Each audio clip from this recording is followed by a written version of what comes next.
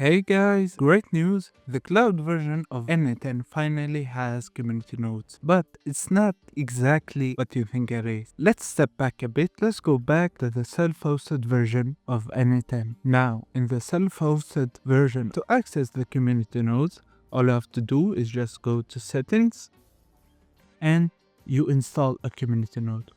You click on this, you go to browse, and as you can see, you have all of these. So let's, for example, pick this, go back here, just paste the name. Now, in the self-hosted version, you can pick any community node, but some community nodes are not safe. So that's why they give you this warning.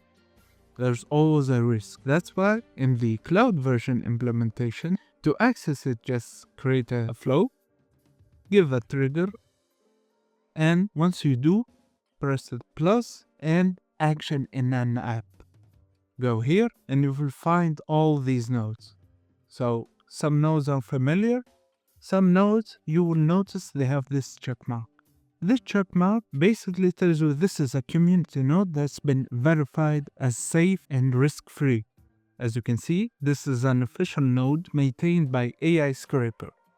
So that's what the difference is in the cloud version and the self-hosted version.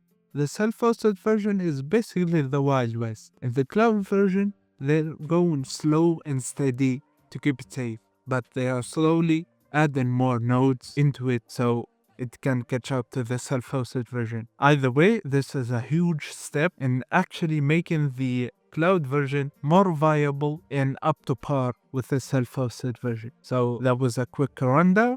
I hope you guys enjoyed. If you did, please leave a like and subscribe to the channel. And don't forget to join our community. And I'll be seeing you in the next video. Goodbye.